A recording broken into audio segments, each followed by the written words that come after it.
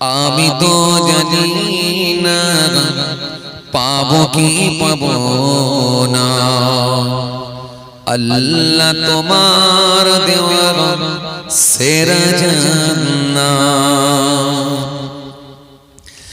আমি শুধু জানি নরকের অগ্নি সইতে পারবো না কোনদিন রাত। আমি তো জানি না পাবো কি পাবো না, আল্লাহ তোমার দেওয়া সেরা জান্নাত। আল্লাহুম্মা আওয়াজ দিয়ে পড়েন।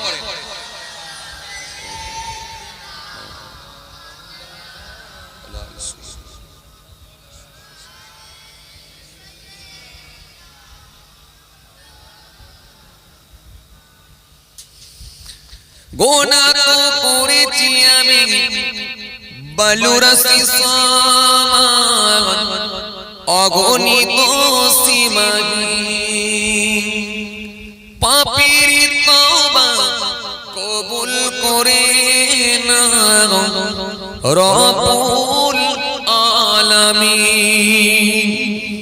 জোরে হবে না? আরো জোরে হয় না?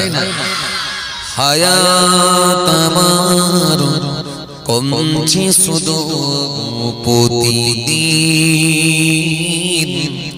গোনায় আমার বাড়ছে শুধু বাধাহীন। তুমি তো পারো দিতে না যা, আমি শুধু জানি নরকের অগ্নি সইতে পারবো না কোনদিন রাত। আমি তো জানি না পাবো কি পাবো না, আল্লাহ তোমার দেওয়া সেরা জান্নাত। আমি তো জানি না পাবো কি পাবো না, আল্লাহ তোমার দেওয়া সেরা জান্নাত। আল্লাহুম্মা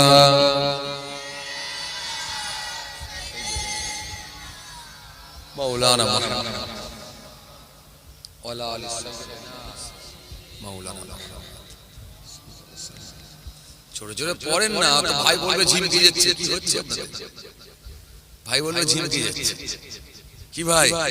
ভালো করে জোরে জোরে পড়েন। আল্লাহুম্মা সাল্লি আলা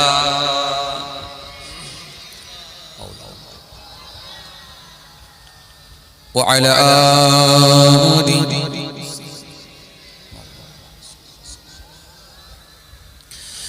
يا نبي يا نبي يا نبي يا نبي يا نبي يا نبي يا نبي يا نبي يا نبي يا نبي يا نبي يا نبي يا نبي يا نبي या नबी या नबी। रौनके जिंदगी आप है रौनके जिंदगी आप है रौनके जिंदगी आप है मेरी सारी खुशी आप है मेरी सारी खुशी आप है या नबी या नबी পড়ুন ইয়া নবী ইয়া নবী ইয়া নবী ইয়া নবী ইয়া নবী ইয়া নবী ইয়া নবী ইয়া নবী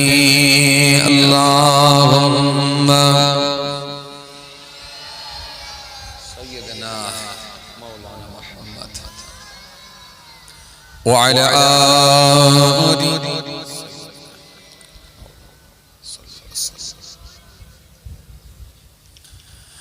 وقال الله تعالى في كلامه المجيد والفرقان الحميد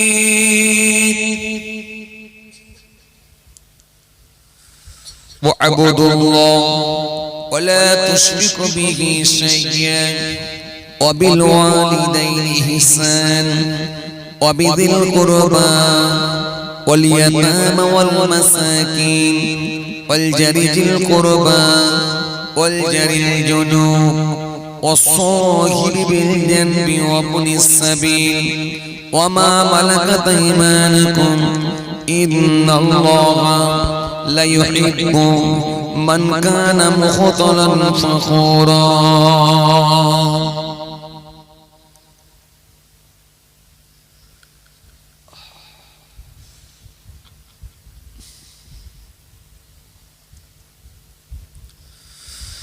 وقال النبي صلى الله عليه وسلم من ترك الكذب وهو باطل بني له قصر في رباط الجنة ومن ترك البدع وهو محق بني له في وسطها ومن حسن خلقه بني له في عناها إلى آخر الحديث أو كما قال प्यारे हाज़िर मजलिस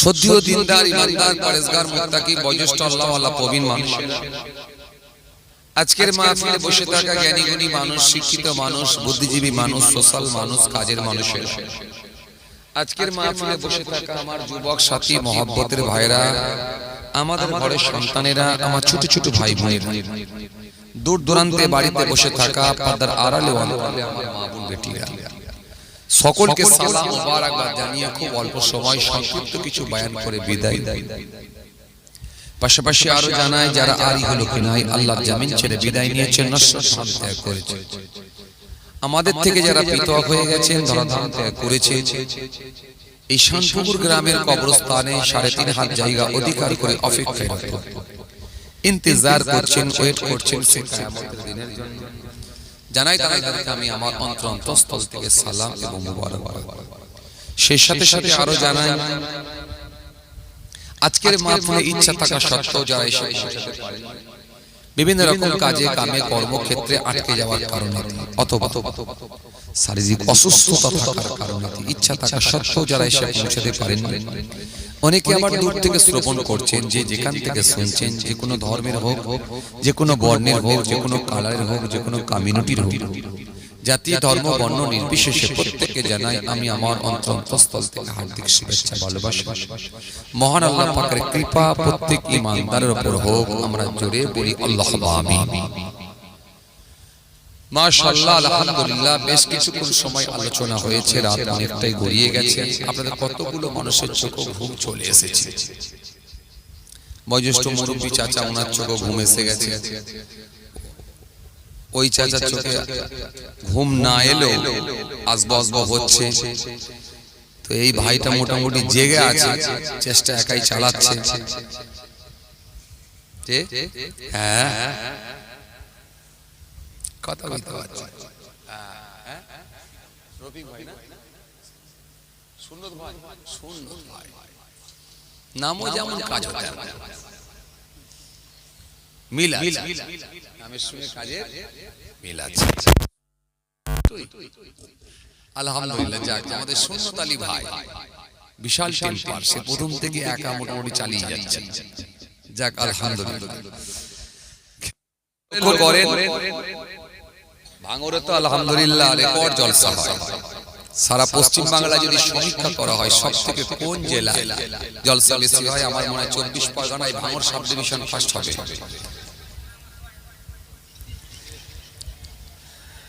এই সুন্নত ভাই বেশি বলে ফেলেছে, এমন দেখা যাচ্ছে হয়তো আমার থেকে বেশি বকে ফেলবে।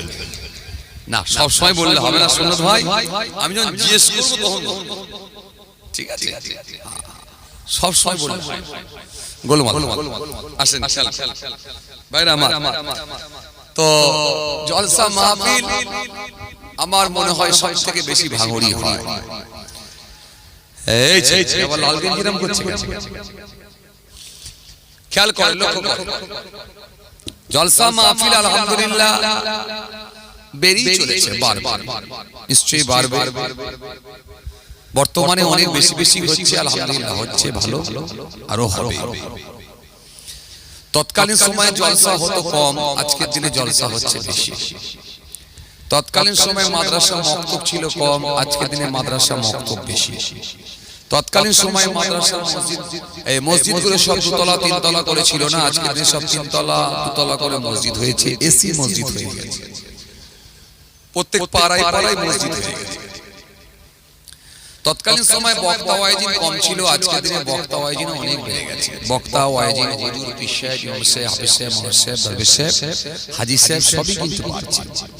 অনুরূপ ভাবে যদি সমীক্ষা করা হয় গোটা গ্রামের সুদখোরও কিন্তু বাড়ছে। কথা বলছেন না, একটু বলেন। অনুরূপ ভাবে যদি সমীক্ষা করে দেখা হয় মিথ্যাবাদীও বাড়ছে, ঘুষখোরও বাড়ছে, জি, আমানতের খেয়ানতকারীও বাড়ছে, পরচর্চা করে এরকম মানুষও বাড়ছে, সুদের খাতায় নাম লেখানো আছে এরকম মানুষও বাড়ছে, গীবতও বাড়ছে, ঘুষও বাড়ছে, মেরে নেওয়াও বাড়ছে, অহমিকাও বাড়ছে। এটাও কিন্তু দেখেন দিন দিন বেরিয়ে চলেছে। এর পিছনে কারণ কি বলেন দেখি? এত জলসা যখন হচ্ছে তো ভালো লোকের সংখ্যা তো এই বলে ভালো লোকের সংখ্যা তো বেড়ে যাওয়ার কথা, কিন্তু তৎকালীন সময়ে জলসা কম, মাদ্রাসা কম, মসজিদ কম, কিন্তু দেখেন ভালো লোকের সংখ্যা বেশি ছিল। মানুষের মধ্যে উদারতা ছিল, মানুষের মধ্যে মানবিকতা ছিল, মানুষের মধ্যে ভ্রাতৃত্ব ছিল, মানুষের মধ্যে ঐক্য ছিল, মানুষের মধ্যে ইনসানিয়ত ছিল, মানুষের মধ্যে একতা ছিল, মানুষের মধ্যে শিষ্টাচার ছিল, মানুষের মধ্যে আন্তরিকতা ছিল। এগুলো কিন্তু তৎকালীন সময় ছিল। আজকে দেখেন এগুলো সব যেন নষ্ট হওয়ার মুখে চলে গেছে। এর কারণ কি বলেন? কারণ খুঁজে খুঁজে দেখা যাচ্ছে যে দুই শ্রেণীর মানুষ পাওয়া যাচ্ছে। একটা কি? একটা ধর্ম মানে, আর একটা হচ্ছে ধর্মকে শুধু সাইনবোর্ড হিসেবে ব্যবহার করে। এই সাইনবোর্ড হিসেবে, ব্যানার হিসেবে ব্যবহার করার লোকটাই কিন্তু আজকের দিনে বেশি। তার মানে কি রকম? তার মানে দেখবেন আপনি সারা মাস, বছরে এক মাস রমজান মাসে রোজা রাখবেন না, আর যেই দেখবেন ঈদের দিন এসে পৌঁছাবে দেখবেন একেবারে ফাঁস কাতারে গিয়ে দাঁড়িয়ে যাবে, চকচকে জামা পরে, টুপি পরে, সুন্দর একেবারে সাদা পাঞ্জাবি পরে, সাদা টুপি পরে, সারা গায়ে খুশবু মেরে এমন কায়দা করে ফাঁস কাতারে গিয়ে দাঁড়াবে, দেখলে মনে হবে যেন 3 মাস রোজা রেখে এসে দাঁড়িয়েছে। অথচ খুঁজে দেখেন একটা রোজা রাখে না। এরা হচ্ছে ধর্ম ধর্ম ধর্ম করে, কিন্তু ধর্মকে সাইনবোর্ড হিসেবে ব্যবহার করে। এই সাইনবোর্ড হিসেবে যদি ধর্মকে ব্যবহার করা হয় তাহলে জানবে সে কখনো কিন্তু ভালো ঈমানদার আল্লাহর মনোনীত বান্দা হতে পারবে না। কিছু কথা বুঝতে পারছেন? আর যদি ধর্মকে যদি ঠিকঠাক ভাবে মেনে নিত নিশ্চিত ভাবে সেই মানুষগুলো ভালো হয়ে যেত। তখনকার দিনে মানুষ ধর্মকে মেনে নিয়েছে, ভালো হয়ে গেছে। আর আজকের দিনে ধর্মকে শুধু ব্যবহার করছে, শুধু ফর্মালিটি মেনটেন করছে, শুধু নিয়ম মেনটেন করছে, কিন্তু ধর্মের বিধান মানে না। না মানার কারণে খারাপ লোকের সংখ্যা বেড়ে যাচ্ছে। কিছু কথা বুঝতে পারছেন বাবা? ভাইরা আমার, বন্ধুরা আমার, সাথী মহব্বতের ভাইরা, কিছু মানুষ আছে দেখবেন জুম্মার দিনে মসজিদে নামাজ পড়তে যায়, তাহিয়াতুল ওযু পড়ে, দখলাল মসজিদ পড়ে, কাবলাল জুম্মা পড়ে, বাদাল জুম্মা পড়ে, আখিরি জোহর পড়ে, সুন্নাত পড়ে, নফল পড়ে, খালি ইমামের পেছনে দুরাকাত করি ছুট আছে না? কথা বলে এরকম লোক আছে। এই লোকের সংখ্যা বেড়ে যাচ্ছে। এরা যেখানে যায় সেখানে মাঠ ভরিয়ে দেয়, যেখানে যায় সেখানে মাঠ ভরিয়ে দেয়। ঈদের দিনে দেখবেন মাঠ ভরিয়ে দেবে, দেখলে মনে হবে সবাই ভালো মানুষ। জলসায় গিয়ে মাঠ ভরিয়ে দেবে, দেখলে মনে হবে সবাই ভালো মানুষ। জুম্মার দিনে মসজিদে গিয়ে একবার উপর তলা নিচে তলা সামনে চত্র সব ভরিয়ে দেবে, দেখলে মনে হবে সব ভালো মানুষ। কিন্তু মনে রাখবেন এরা ধর্ম ধর্ম করে, শুধুমাত্র ধর্মকে সাইনবোর্ড হিসেবে ব্যবহার করে। আসলে ধর্মের বিধানকে এরা পরিপূর্ণভাবে মানার কারণে শুধুমাত্র মাঠ ভরিয়ে দেয়। কিন্তু মনে রাখবেন আসলে কিন্তু আল্লাহর মনোনীত ঈমানদার বান্দা হতে এখন আমরা পারি না। কিছু কথা বুঝতে পারছেন? জি আর যদি ঈমানদার মনোনীত বান্দা না হওয়া যায়, মুমিনের খাতায় যদি নাম না ওঠে ভাই, তাহলে মনে রাখবেন আমার আল্লাহর সাহায্য কিন্তু কখনোই আসবে না ভাই, পাবেন না ভাই। এই জন্য যার কারণে আজকের দিনে অন্যায় অত্যাচার অবিচার মেরে নেওয়া কেড়ে নেওয়া হিংসা রিয়া গীবত পরচর্চা পরনিন্দা সব দেখেন যত দিন যাচ্ছে বেরিয়ে চলেছে, বেরিয়ে চলেছে, নেগেটিভ কাজগুলো বেরিয়ে চলেছে। হে তরুণীরা নওজোয়ান যুবকেরা, হে আমার মুরব্বিয়ানেরা, বাবা রাসূলকে দিয়ে আর ইসলাম থেকে যখন মানুষ বিমুখ হয়ে যাবে, ধর্ম থেকে মানুষ যখন বিমুখ হয়ে যাবে, নিশ্চিতভাবে ওই মানুষগুলো সমস্ত রকম অন্যায় কাজের সঙ্গে সম্পৃক্ত হবে। তাদেরকে নিয়ন্ত্রণে আর কেউ রাখতে পারবে না। এই জন্য মানুষকে কন্ট্রোল করার জন্য প্রশাসন দেওয়া হয়, এই মানুষকে কন্ট্রোল করার জন্য র‍্যাব দেওয়া হয়, এই মানুষকে কন্ট্রোল করার জন্য বিএসএফ নামানো হয়। এরপরও মানুষকে নিয়ন্ত্রণে রাখা যায় না। মুসলমান ভাইদের যখন ঈদুল ফিতর এসে যায়, মুসলমান ভাইদের যখন ঈদুল জুমা চলে আসে, মুসলমান ভাইদের যখন ধর্মীয় কোন অনুষ্ঠান হয়, এই মানুষকে নিয়ন্ত্রণে রাখার জন্য প্রশাসন নামিয়ে দেওয়া হয়, যাতে করে কোনো গোলমাল না হয়, যাতে করে কোনো সিস্টেম লঙ্ঘন না হয়, যাতে করে কোনো মানুষ যাতে করে মানুষ সিস্টেম ভঙ্গ না করে, যাতে করে মানুষ সীমা লঙ্ঘন না করে।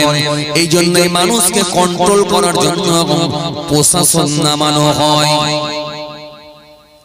অনুরূপ ভাবে যদি দেখা হয়, হিন্দু ভাইদের যখন অনুষ্ঠান হয়, হিন্দুর ভাইদের যখন পুজো পার্বণ হয়, তখন দেখবেন প্রশাসন নামানো হয়, যাতে করে মানুষকে নিয়ন্ত্রণে রাখা যায়, যাতে করে মানুষকে কন্ট্রোলের মধ্যে রাখা যায়, যাতে করে মানুষ সিস্টেমের বাইরে চলে যায় না চলে যায়, যাতে করে মানুষ কন্ট্রোলের বাইরে না চলে যায়, আউট অফ কন্ট্রোল না হয়ে যায়। এই জন্য মানুষকে নিয়ন্ত্রণে রাখার জন্য প্রশাসন নামানো হয়।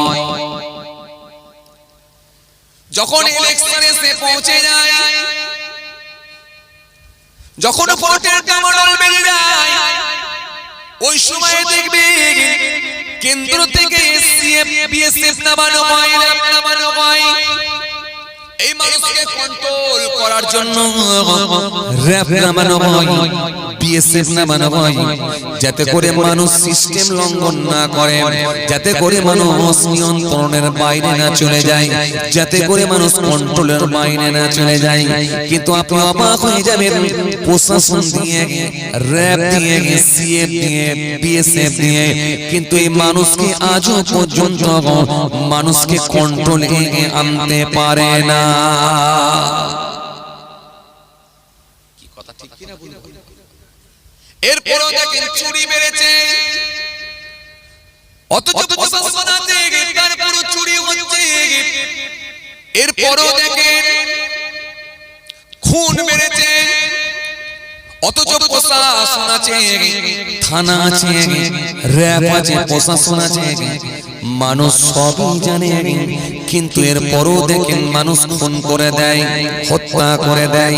যে কোনো বিষয় নিয়ে হোক, সেটা রাজনৈতিক কোনো বিষয় নিয়ে হতে পারে, পারিবারিক কোনো সংক্রান্ত বিষয় নিয়ে হতে পারে, অথবা কোনো অর্থনৈতিক ব্যাপার নিয়ে হতে পারে।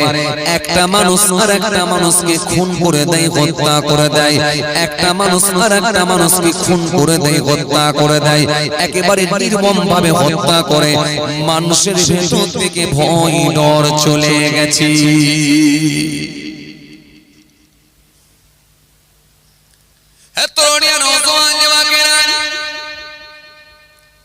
আপনি অবাক হয়ে যাবেন, এই প্রশাসন দেওয়ার পরে, র‍্যাব নামানোর পরে, সিএম না পিএসএম নামানোর পরে, র‍্যাব দেওয়ার পরেও এরপরও দেখেন মানুষকে কন্ট্রোলে রাখতে পারছে না।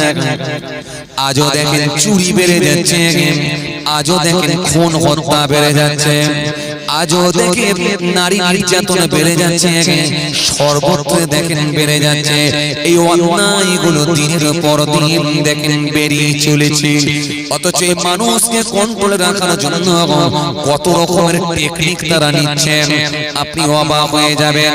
একজন প্রশাসন পুলিশ দেখবেন ইউনিফর্ম পরে থাকেন, যাতে করে সাধারণ মানুষের থেকে তার ড্রেসটা আলাদা।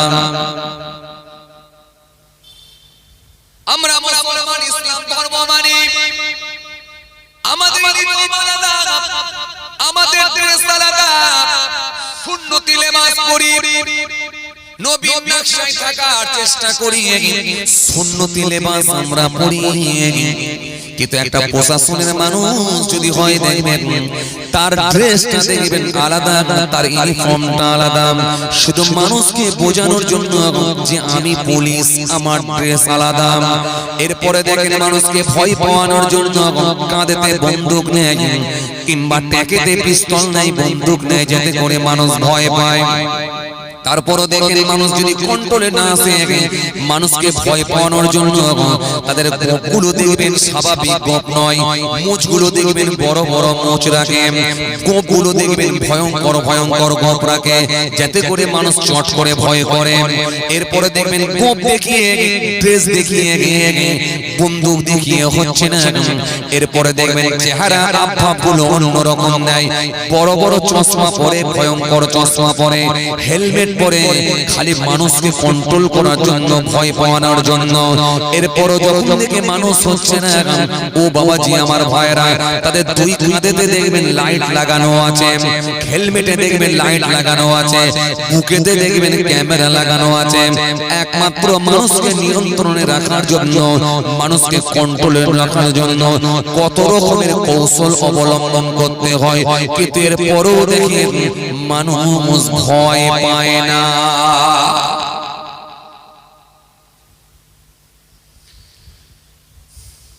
এরপরও দেখেন মানুষ ভয় পায়। ভয় পাচ্ছে। কাল লাইভ চলছে,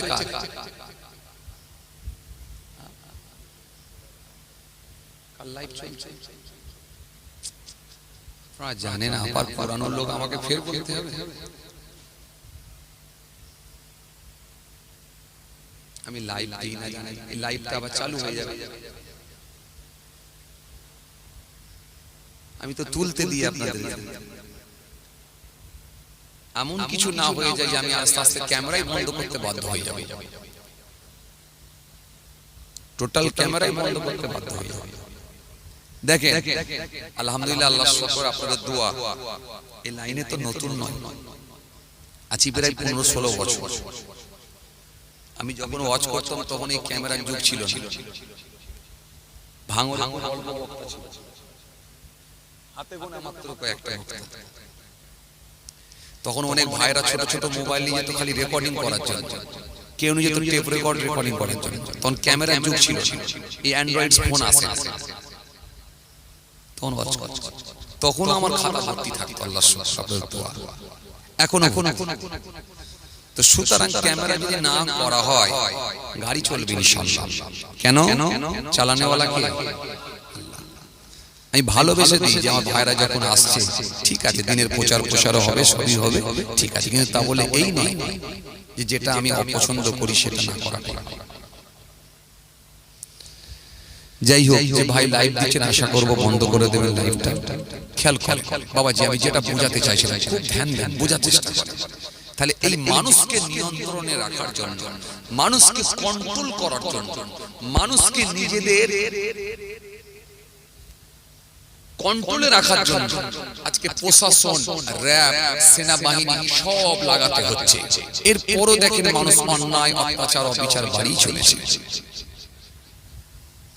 যদিও যেগুলো আমরা দেখি সেটা কি,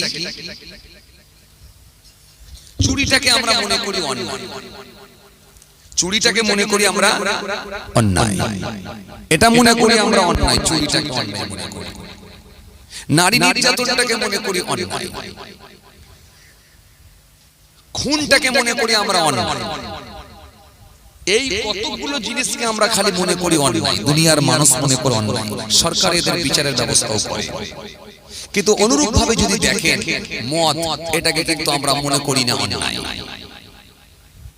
মদ যদি কেউ খায় তার বিচার ব্যবস্থার কোনো ব্যবস্থা হয় না, তার কোনো বিচারের ব্যবস্থা হয় না, তার কোনো বিচার হয় না। লটারি টিকিট কাটলে তার কোনো বিচার হয় না, হারাম খাদ্য ভক্ষণ করলে তার কোনো বিচার হয় না। আমরা মনে করি জি প্রশাসনের মানুষ যারা আছে এবং যারা সরকারি দপ্তরের মানুষ যারা আছে তারা মনে করে এইগুলোর ব্যাপার না। কিন্তু মনে রাখবেন, ইসলাম যেগুলোকে নিষিদ্ধ করেছে, ইসলাম যেগুলোকে নেগেটিভ বলে ঘোষণা দিয়েছে, সেগুলি হচ্ছে অন্যায়। কেন ওই অন্যায়টা যদি মানুষের ভিতরে ঢোকে, মানুষ দেখবেন একটা করে, তখন বড় অন্যায়ের দিকে মানুষ ধাবিত হবে, বড় অন্যায়ের সঙ্গে মানুষ সম্পৃক্ত হবে।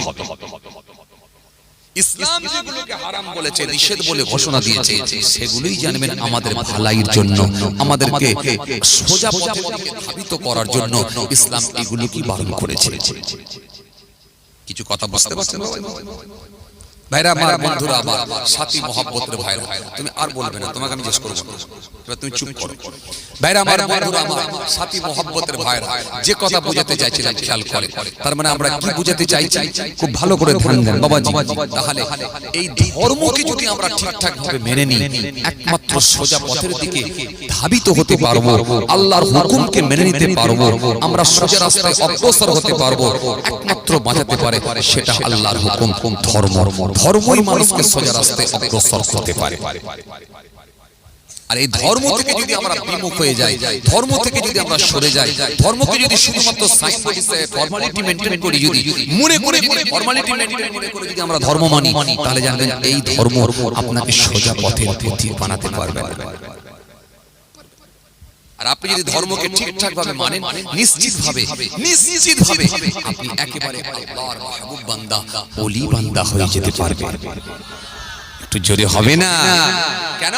এই নামাজ পড়ে, এই জিকির করে, এই তাসবিহ পড়ে, এই ধর্ম মেনে, এই ইসলাম মেনে, খাজা গরিবি নামাজ, এই নামাজ পড়ে, এই তাসবিহ পড়ে, এই জিকির করে, এই ধর্ম মেনে, এই ইসলাম মেনে, হযরত ওয়াইসকুরুনি হুজুর এই নামাজ পড়ে, এই জিকির করে, এই তাসবিহ পড়ে, এই জিকির করে, ফুরফুরা শরীফ পীর আবু বকর সিদ্দিক রাহমাতুল্লাহ আলাইহি দাদা হুজুর এই নামাজ পড়ে, এই জিকির করে, এই তাসবিহ পড়ে, এই হজ করে, এই যাকাত দিয়ে, এই তাসবিহ পড়ে, এই নামাজ পড়ে, এই জিকির করে, এই ধর্ম মেনে, এই ইসলাম মেনে, জি হযরত খাজা গরিবি নওয়াজ হুজুর বশিরাত আল্লামা রুহুল আমিন রাহমাতুল্লাহ আলাইহি হুজুর, হযরত আমাদের জমিয়ত আব্বাসী রাহমাতুল্লাহ আলাইহি হুজুর, যত বড় বড় আল্লাহর মাহবুব বান্দাদের আগমন ঘটেছিল, সব কিন্তু তারা এই দ্বীনকে মেনে, ইসলাম মেনে, ধর্ম মেনে তারা কিন্তু আল্লাহর মনোনীত বান্দা হয়ে গিয়েছিলেন। এই জন্য সোজা পথের দিকে আপনাকে ধাবিত করতে পারে একমাত্র ইসলাম। এই জন্য আমাদের প্রত্যেকের কাজ হলো, যে যে ধর্মেরই মানুষ হোক না কেন, যে কোনো সম্প্রদায়ের মানুষ হোক না কেন, যে কোনো কমিউনিটির হোক না কেন, যে যে ধর্মেরই মানুষ হোক না কেন, প্রত্যেকের কাজ হলো ধর্মকে পরিপূর্ণভাবে মেনে নেওয়া। আপনি মুসলমান, আপনি যেমন ইসলাম ধর্ম মেনে নেবেন, অনুরূপভাবে হিন্দু ভাই তাদের ধর্মকে মেনে চলবে, অনুরূপভাবে খ্রিস্টান ভাই তার ধর্মকে মেনে চলবে, অনুরূপভাবে বৌদ্ধ তার ধর্মকে মেনে চলবে। প্রত্যেকটা ধর্মে শান্তির কথা, সম্প্রীতির কথা, আদর্শের কথা, ইনসানিয়াতের কথা, ভালোবাসার কথা বলা হয়েছে প্রত্যেকটা ধর্মে। যদি ধর্মের বিধান আপনি পরিপূর্ণভাবে মেনে নেন, নিশ্চিতভাবে এই পৃথিবী থেকে হিংসা মুক্ত হয়ে যাবে, নিশ্চিতভাবে এই পৃথিবী থেকে অপরাধগুলো বন্ধ হয়ে যাবে। একমাত্র ধর্মই আপনাকে সোজা পথের দিকে ধাবিত করতে পারে। আর পৃথিবীর দিকে যদি তাকিয়ে দেখেন, সারা দেশের দিকে যদি তাকিয়ে দেখেন, একটা দুটো তিনটে নয়, ধর্মীয় স্লোগান দিয়ে বহু মাদ্রাসা ভেঙে দেওয়া হয়েছে, বহু মসজিদ ভেঙে দেওয়া হয়েছে, বহু মাদ্রাসা ভেঙে দেওয়া হয়েছে, বহু গরিবের ঘরগুলো ভেঙে দেওয়া হয়েছে। আসলে ওরা শুধু ঈদ করলে হবে না, শুধুমাত্র বকরা ঈদের নামাজ পড়লে হবে না। আসলে যদি পরিপূর্ণভাবে ধর্মটা মানত, নিশ্চিতভাবে এই অন্যায়, এই অপরাধ তাদের মধ্যে থাকতে পারত না। আপনি যেই হন না কেন, যে কোনো কমিউনিটির মানুষ হোক না কেন, যে কোনো ধর্মেরই মানুষ হোক না কেন, ধর্মই একমাত্র আপনাকে সোজা পথের দিকে ধাবিত করতে পারে। আপনি যদি ধর্মের বিধান পরিপূর্ণভাবে মেনে নেন, কোন মাদ্রাসা আপনি ভাঙতে পারবেন না, কোন মসজিদ আপনি ভাঙতে পারবেন না, আপনি ধর্মের স্লোগান দিয়ে কোন মানুষকে হত্যা করতে পারবেন না। কেন? প্রত্যেকটা ধর্মই আপনাকে শিখিয়েছে ভালোবাসার কথা, আদর্শের কথা, ইনসানিয়াতের কথা, সম্প্রীতির কথা, ঐক্যের কথা, শিষ্টাচারের কথা, আদবের কথা। প্রত্যেকটা ধর্মই আপনাকে বলেছে ভালো হওয়ার কথা। সুতরাং আপনার মধ্যে অন্যায়গুলো কখনো থাকতে পারে না।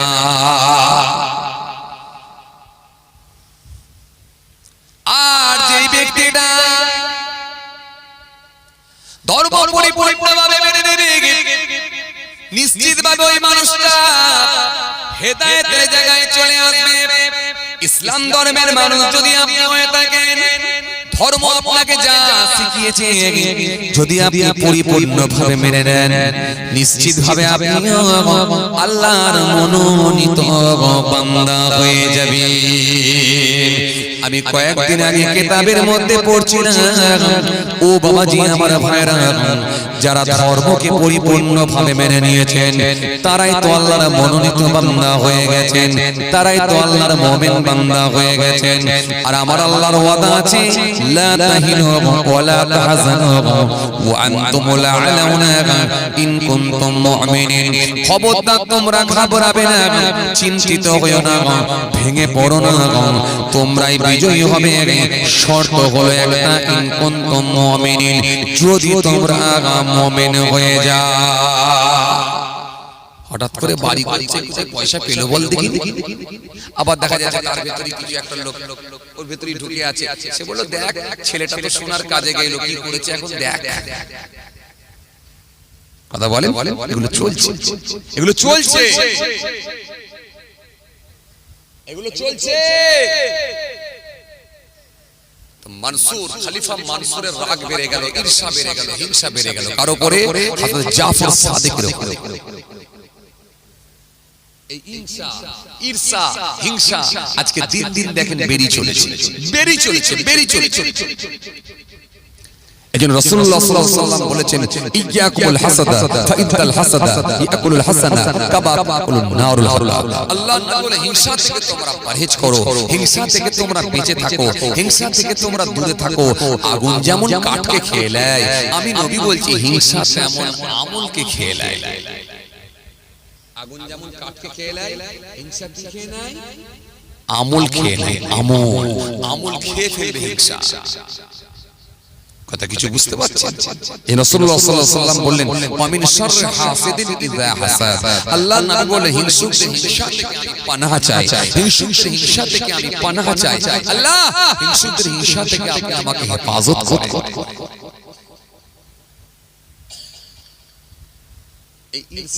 এই হিংসা, এই আন্দাজে কথা বলা, এই ধরনের মানুষ কিন্তু দিন দিন বেড়ে যাচ্ছে। আপনার অজান্তে, আপনার না জানায় কত মানুষ এমন আছে দেখবেন, আপনার না জানায় এমন কিছু পাপের সঙ্গে আপনি যুক্ত হচ্ছেন, আপনি নিজে বুঝতে পারেন। অথচ আপনার মুখে দাড়ি আছে, আপনার মাথায় টুপি আছে, আপনার গায়ে জুব্বা আছে, অথচ আপনার অজান্তে, না জানায় এমন কিছু গুনাহ হয়ে যাচ্ছে, পাপ হয়ে যাচ্ছে, সেগুলো আপনি ধরতে পারেন।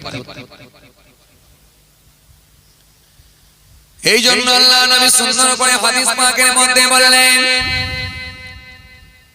নবী আমার সুন্দর করে বললেন, হাদিস পাকের মধ্যে পাওয়া যায়, আল্লাহ নবী সুন্দর করে বললেন, আন আবি হুরায়রা রাদিয়াল্লাহু তাআলা আনহু আনিন নবী সাল্লাল্লাহু আলাইহি ওয়াসাল্লাম ক্বালা ইয়্যাকুম ওয়াযন্না ফাইন্না যন্না আকযাবুল হাদিস ওয়ালা তাসাফফু ওয়ালা তাজাসসু ওয়ালা তাহাসাদু ওয়ালা তাদাবারু ওয়ালা তাবাগাদু ওয়া কুনু ইবাদাল্লাহি ইখওয়ান। আল্লাহ নবী সুন্দর করে বললেন, কি বললেন? قال إياكم وظن فإن الظن أكذب الحديث। আল্লাহ নবী বললেন, তোমরা ধারণা করো না, আন্দাজে কথা বলো না, তোমরা ধারণা করো না, আন্দাজে কথা বলো না, কেন ধারণা করাটাই হলো মিথ্যা। আমি রাসূলুল্লাহ বলি, ধারণা করাটাই হলো পাপের কাজ। এই আন্দাজে কথা বলার লোক আজকে দিনে বেশি না কম? ধারণা করার লোক আজকে দিনে বেশি না কম? আন্দাজে কথা বলে বলে ধারণা করে, অথচ এইগুলো হলো পাপের কাজ, এইগুলো হলো গুনার কাজ। আপনার ভেতরে নামাজ থাকবে, রোজা থাকবে, সব থাকবে, অথচ আপনি পাপের সঙ্গে সম্পৃক্ত হবে, আপনি নিজে উঠতে পারবেন না। ও গেঞ্জিওয়ালা ভাই, একটু ছোট মুখে পানি দিয়ে যাও, খৈনি খাও, বলছি খৈনি খাও, বলছি খৈনি খাও, খাও না, কিচ্ছু খাও না, ভাত মুড়ি খাও।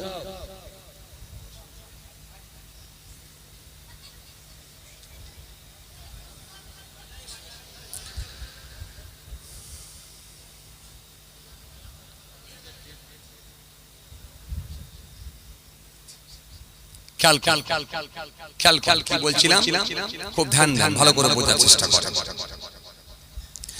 তাহলে আল্লাহ নবী কি বললেন? قال إياكم وظن فإن الظن أكذب الحديث। আল্লাহ নবী সুন্দর করে বললেন, তোমরা ধারণা করো না, ধারণা করাই হলো মিথ্যা। আল্লাহ নবী বললেন, আন্দাজে কথা বলো না, আন্দাজে কথা বলাটাই হলো মিথ্যা। আজকে সমাজের দিকে যদি তাকিয়ে থাকেন, 100টা মানুষের ভিতরে 80টা মানুষ এখন আন্দাজে কথা বলায় অভ্যস্ত। আপনি নিজে কিছু বুঝতে পারবেন না, গুনাহ হয়ে যায়। আন্দাজে বোঝেন কথা, মানে বুঝতে পারেনি না, বুঝতে পারছেন না? আমি একটু ক্লিয়ার করে বলি, তাহলে বুঝতে পারবেন। মনে করুন আপনার মহল্লার ইমাম জুম্মার দিনে, শুক্রবার দিনে আপনার মহল্লার ইমাম তিনি বেচারা শুক্রবার দিনে বেলা 11টার সময় একটু মুদিখানা দোকানে যাচ্ছেন, একটা কাপড় কাচার সাবান নিয়ে আসবেন। জুম্মার দিন কাপড় কাচার সাবানটা নিয়েছে, জামাটা একটু কেচে শুকোতে দেবো রোদ্রে। এই যে মুদিখানা দোকানের দিকে হেঁটে হেঁটে যাচ্ছেন, আর মুদিখানা দোকানের পাশে একটা লটারির দোকান আছে, দুটো যুবক ছেলে চায়ের দোকানে বসে আছে, চা খেতে খেতে বলছে, দেখ একটু পরে ইমাম সাহেব লেকচার দেবে, দেখবি খুতবা দেবে, খুতবা দিতে দিতে দিতে দিতে দেখবি কত রকমের জ্ঞান দেবে। এখন দেখ ইমাম সাহেব লটারির দোকানে চলে যাচ্ছে, একবার দেখ পুরোটাই হলো আন্দাজে। ইমাম সাহেব কোথায় গেল শেষ পর্যন্ত দেখলো না, তার আগে একটা কমেন্ট করে বসে রইল, বাজে কমেন্ট। এটাই হলো আন্দাজে। আসলে ইমাম যাচ্ছিল মুদিখানা দোকানে, আর আপনি আন্দাজে বলে দিলেন ওই দিকে যাচ্ছে লটারির দোকানে। এটাই হলো আন্দাজে। আল্লাহ নবী বললেন এই আন্দাজে যেন তোমরা কথা বলো না। আন্দাজে মাঝে মাঝে আমরা কথা বলি, কিছু বলেন না আপনারা, না তো বলছেন না, আন্দাজে কথা বলি আমরা মাঝে মাঝে।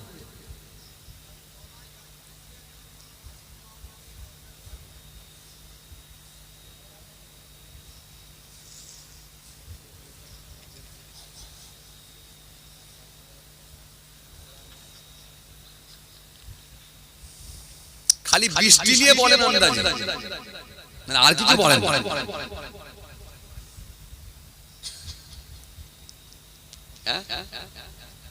কথা বুঝছেন না? আপনার মহল্লায় দেখা যায় সোনপুরে বাস স্ট্যান্ডে নেমে পড়েছে, বাস স্ট্যান্ডে নেমে চকচকে চেহারা নিয়ে, চোখে চশমা পরে, গায়ে সুন্দর একটা শার্ট দিয়ে কিংবা পাঞ্জাবি পরে, সুন্দর একটা জুতো পরে, সুন্দর একটা পায়জামা পরে যখন আপনার বাড়ির দিকে গ্রামের দিকে ঢুকছে, তিনটে যুবক ছেলে মাচায় বসে বসে বলতে লেগেছে, দেখ কলকাতা থেকে কামিয়ে নিয়ে চলে এলো চকচকে চেহারা দেখাতে ব্যাগ। অথচ আপনি এলেন কোথা থেকে? আপনি এলেন নিজের জামাই বাড়ি থেকে। জামাই বাড়ি থেকে কামিয়ে নিয়ে আসা তো দূরের কথা, বরং জামাই বাড়িতে কিছু দিয়ে আসতে হয়, এটাই সত্য কথা। কেননা সেখানে মেয়ে আছে, জামাই আছে, সেখানে নাতি নাতনি আছে, কিছু দিয়ে আসতে হয়, বরং সেখানে পকেট থেকে কিছু খালি করে দিয়ে এসেছে। কিন্তু এরা ধারণা করলো কলকাতা থেকে ভালোই কামিয়ে নিয়ে চলে এলো চকচকে চেহারা, দেখ হাতে সুন্দর ব্যাগ নিয়েছে, তার মানে ইনকাম ভালোই করেছে, পুরোটাই আন্দাজে।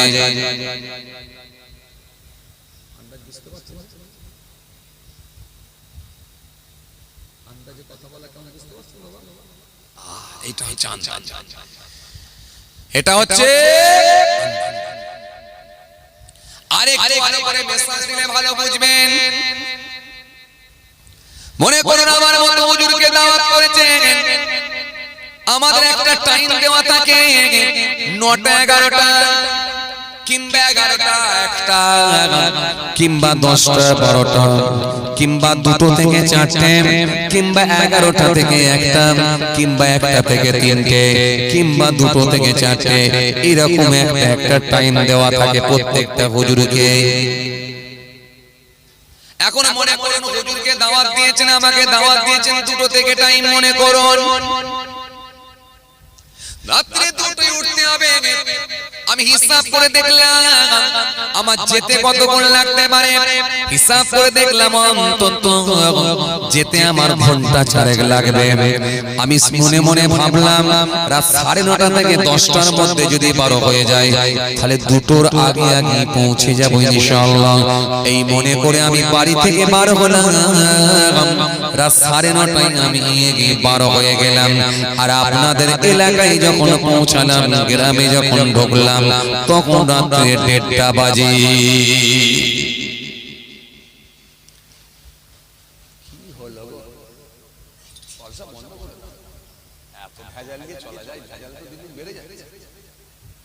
ভেজাল দুটো একটা করে সামলানো যায়, যখন আউট অফ কন্ট্রোল হয়ে যাবে তখন কি করব?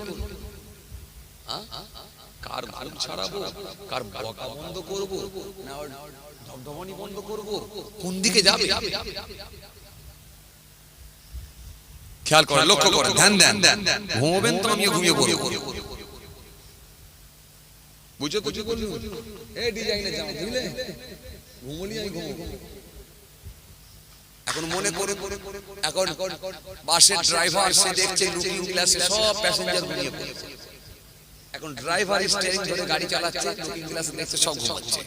এখন যেতে যেতে সে তখন মনে মনে ভাবছে, হারা একটাও জেগে রইলি, সব ঘুমিয়ে পড়লি। রেগে গিয়ে বলে আমিও ঘুমিয়ে পড়ি, বলে স্টিয়ারিং ধরে ঘুমিয়ে পড়ি। এখন আপনারা বলেন তো স্টিয়ারিং ধরে যদি ড্রাইভার ঘুমিয়ে যায়, ওই গাড়ি আর আজমি শরীফ যাবে না কবরস্থান শরীফ?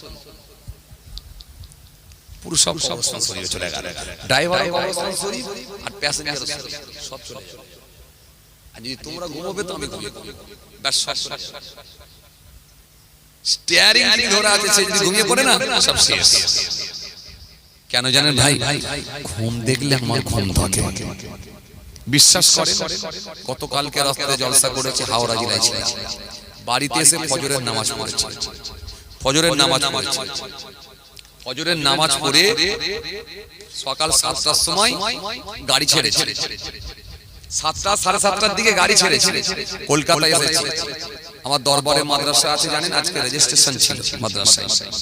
তো এই মাদ্রাসায় ভাইরাও এসেছেন, আর মাদ্রাসায় কমিটির মধ্যে ভাইরাও আছেন, আমার ভাইরাও আছেন, আমি গুনাহগারও আছি। তো কলকাতায় রেজিস্ট্রেশন ছিল, সারা দিনটা কলকাতায় থেকেছি, বুঝতে পারছেন? এরপরে বসিরহাটে জলসা করলাম, করে আপনাদের এখানে এসেছি। পরিশ্রম কি কম হচ্ছে মনে হচ্ছে না? সারা রাত কালকে জেগে, সারা দিন জেগে,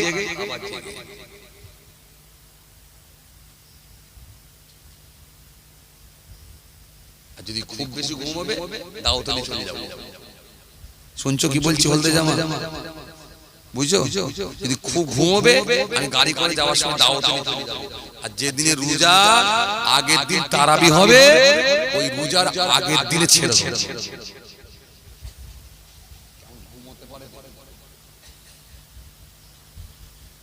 একটা বুড়ো লোক ঘুমানো মানা যায়, তুমি যুবক ছেলে ঘুমকে ছেড়ে দেবো নাকি আমি? কি গো বাবাজি, দেখো এই যে দেখো এই চাচাটা ভাইটা দেখো, দেখো দেখি কত সুন্দর স্পিড, দেখো এক ফোঁটা ঘুম নাই। একটু তাকবীর দেন না, নারায়ে তাকবীর। এই ছেলেরা জোরে দেন না, নারায়ে তাকবীর। আরো জোরে দেন না, নারায়ে তাকবীর। বন্ধুরা আমার, সাথী মহব্বতের ভাইরা আসেন, খেয়াল করেন কি বলছিলাম, খুব ভালো করে বোঝেন। নবীর হাদিস থেকে আপনাদের সামনে একটু আলোচনা করছি, খেয়াল করেন। তাহলে প্রত্যেকের বক্তার টাইমটাকে ভিন্ন ভিন্ন। এখন যদি রাত 2টার সময় টাইমটাকে বেরোলাম কটায়? রাত 9:30। 9:30 যদি 12 হয় তাহলে 1:30টার মধ্যে পৌঁছে গেলাম। ভাই আমি আপনাদের এখানে মনে করুন 2টোর সময় যদি উঠিয়ে তাহলে ফজর পর্যন্ত ওয়াজ করলাম, ফজরের নামাজ পড়িয়ে গাড়ি ছেড়ে দিলাম। এখন ফজরের নামাজ পড়ে যদি গাড়ি ছাড়া হয়, আমার আসতে যদি 4 ঘন্টা লাগে, যাওয়ার সময় বরং যেতে বেশি লাগবে তো কম লাগবে না, কারণ দিনের বেলা সময় একটু বেশি লাগে। রাস্তা জ্যাম হয় না, ট্রাফিকের জ্যাম, হ্যাঁ মানুষজনের ভিড়ভাট্টা বাড়ে না? তাহলে এবার 4.5 ঘন্টা ধরে যদি গাড়ি চালানো হয়, বাড়িতে যখন গিয়ে পৌঁছালাম তখন দেখা যাচ্ছে সকাল প্রায় 8:30 বেজে গেছে। এই 8:30টার সময় যখন বাড়ি পৌঁছে গেলাম, এখন 3টে ছেলে মাথায় বসে বসে যদি বলে, দেখ ভাইজান কালকে 12 হয়েছে আর আজকে বেলা 8:30টার সময় জলসা থেকে ফিরে আসছে, তার মানে মনে হয় আজ রাতে 3টে মেরেছে। আসলে তো আমরা 3টে জলসা প্রতিদিন করি না, একটাও করতে পারি, দুটোও করতে পারি, কিন্তু 3টে জলসা তো প্রত্যেকদিন করি না। আমি তো 3টে করাই ছেড়ে দিয়েছি, করি না। গতকালকার একটা করেছি, তার আগের দিনও একটা, তার আগের দিনও একটা। একবারে কাছাকাছি হলে 2টা করি, নালে একটা করি। ও বাবাজি এবার বলে, তাহলে রাত 2টোই টাইম থাকলো যেতে হবে, রাত 12টাই টাইম থাকলো যেতে হবে, রাত 11টাই টাইম থাকলো যেতে হবে, একটা জলসা হলেও যেতে হবে। কথা ঠিক কিনা বল বলে? এবারে আপনারা বলেন সকাল 8:30টার সময় যদি কেউ বিরাজ করতে করতে বলে দেয় দেখ কালকে জলসাই বেরিয়েছে আর আজ সকালে এসে পৌঁছাচ্ছে, তার মানে মনে হয় আজ রাতে 3টে বেড়েছে, 3টে জলসা করেছে, তাহলে এই পুরোটাই কি আন্দাজে হলো না? হলো না? এবারে একজন বলছে শোন 3টে যদি জলসা করে থাকে তাহলে নজরানা কত হতে পারে? আন্দাজে আন্দাজে নজরানাও জুড়ে দিলে আকলে কথা বলছেন না, ওটা বেশি বলে না, ওটাই বেশি। এই আন্দাজে আন্দাজে যখন নজরানা জুড়ে দিল, এ বলে এত নেয়, ও বলে অত নাই, ও বলে অত নাই, সবাই মিলে একটা সিদ্ধান্ত করে বলছে ধরে নে এত নিয়েছে, তার মানে 3টে জলসায় কত হতে পারে? একটা মোটা অঙ্কের টাকা হিসাব করে নিল, নিয়ে নিজেদের মাথার চুলগুলো ধরে টানচার বলছে সারাদিন ধরে খাটলে 300 টাকা ইনকাম করি, 500 টাকা করি, আর হুজুর এক রাতে বেরিয়ে কত হাজার টাকা ইনকাম, মাথার চুলটা ধরে টানছে। আচ্ছা বলেন তো দেখি এই পুরোটাই কি আন্দাজে হলো কি হলো না? আল্লাহর নামে ক্বালা ইয়াকুম ওয়াযান্না ফাইন্না যান্না আকযাবুল হাদিস। আমি রাসূলুল্লাহ বলি তোমরা আন্দাজে কথা বলো না, আন্দাজে কথা বলাটাই হলো মিথ্যা। আমি কটা জলসা করেছি তুমি জানো না, কত টাকা আমাকে নজরানা দিয়েছে তাও তুমি জানো না, গোটাটাই তুমি আন্দাজে বললে। এই আন্দাজে বলার জন্য তুমি পাপের সঙ্গে যুক্ত হয়ে গেলে। বলবেন হুজুর তাহলে কি বলা দরকার ছিল? আপনার বলা দরকার ছিল ভাই দেখ ভাই কটা গান নিয়েছি আমি জানি না, কটা প্রোগ্রাম করেছে জলসা করেছে আমি জানি না, আন্দাজে কথা বলতেও চাই না। আল্লাহু আ'লাম, আল্লাহই ভালো জানেন, আল্লাহই ভালো জানেন। এই আল্লাহর উপরে ছেড়ে দেন। আর না হলে যদি সত্যটা জানতে হয় তাহলে হুজুরের কাছে যান। হুজুর আজ রাতে কটা জলসা করলেন, কত টাকা ইনকাম হলো জিজ্ঞাসা করেন, হুজুরের কাছে যান, নালে আল্লাহর উপরে ছেড়ে দেন। কিন্তু আন্দাজে কথাটা বলাটাই হলো গুনার কাজ। কিছু কথা বুঝতে পারছেন? এই কথা বুঝতে পারছেন? আন্দাজে কমেন্ট করা যাবে না, এটা হবে গুনার কাজ। এই জন্য আল্লাহ নবী সুন্দর করে বললেন, আল্লাহ নবী হাদিস পাকের বুদ্ধি দিয়ে দিলেন, সুন্দর করে আমার নবী জানিয়ে দিলেন, সুন্দর করে আমার নবী বললেন, কি বললেন? ওয়ালা তাজাসসু। সুন্দর করে আমার নবী বললেন ওয়ালা তাসাবু, ওয়ালা তাসাবু, তোমরা যেন গালি দিও না। পরে আমার নবী বললেন তোমরা যেন গালি দিও না, গালি দিও না, গালি দিও না, গালি দিও না। এই গালি দেওয়াটা হলো পাপের কাজ, গুনার কাজ। আজ বলেন তো গালি দেওয়ার লোক বেড়েছে না কমেছে? বেড়েছে না কমেছে? বলেন। গালি দেওয়ার লোক বেড়ে গেছে।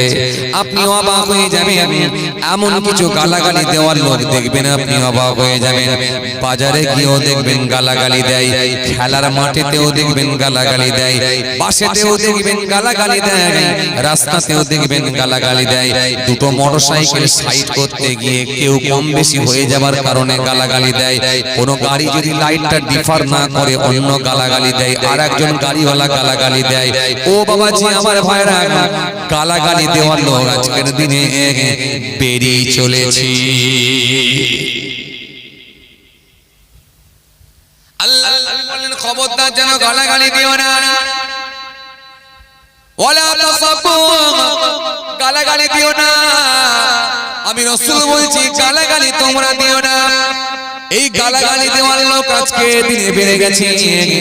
আপনি অবাক হয়ে যাবেন, আপনি লেবারের কাজ করেন, কিন্তু আপনি যে সিমেন্টের, আপনি লেবারের কাজ করেন, আপনি যে মিস্ত্রির আন্ডারে কাজ করছেন, মিস্ত্রির আন্ডারে আছেন, মিস্ত্রি আপনাকে বলেছে 4 কড়া সিমেন্ট মারো আর 7 কড়া বালি মারো। এখন আপনার বুঝতে ভুল হয়ে যাওয়ার কারণে, বুঝতে ভুল হয়ে গিয়ে আপনি 4 কড়া বালি মেরেছেন, 7 কড়া সিমেন্ট মেরেছেন। আচ্ছা এবারে বলেন তো গালাগালি খাবেন কি খাবেন না?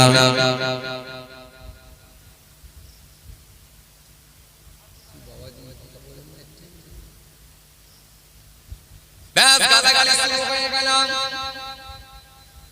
এমন গালাগালি দিচ্ছে, মা মাসি তুলে মা বোন তুলে গালাগালি দিচ্ছে, এত গালাগালি দিচ্ছে মুখে যেন আর গালাগালি সে আটকায় না। আপনার কি একটু লজ্জা করলো না? আপনার ছেলের বয়সে একটা জোগাড়ে, ছেলের বয়সে একটা লেবারকে আপনি মা মাসি তুলে গালাগালি দিচ্ছেন, এটা আপনার কি একটু লজ্জা করলো না? আপনার কি একটু বিবেকে বাঁধলো না? আমি কাকে গালাগালি দিচ্ছি? আমি যদি শাসন করতাম তাহলে অন্যভাবেও তো শাসন করা যেত, প্রোটেস্ট অন্যভাবেও করা যেত। কথা ঠিক কিনা বলেন? আপনি যদি তাকে লাল চোখ দেখিয়ে বলতেন, এই ছেলে, আমি যখন তোমাকে সিমেন্টের হিসাব, বালির হিসাবটা দিলাম, তোমার কানটা কোন দিকে ছিল? কেন তুমি ভালো করে শুনলে না? যদি কাজ করতে হয় করো, না হলে ঘরে চলে যাও, তোমার মতো লেবার লাগবে না। কালকে আমি তোর বাপকে ফোন করব, ঘর পাঠিয়ে দেব। যদি আপনি এই রকম ভাবে তার ভেতরে ভয় ভীতি ঢুকাতেন, ওই ছেলেটা অটোমেটিকলি ভয় খেয়ে যেত। কিন্তু তা না করে আপনি গালাগালি দিয়ে তার একেবারে গোষ্ঠী পর্যন্ত উদ্ধার করে দিলেন। এমন কিছু মিস্ত্রি আছে না নাই?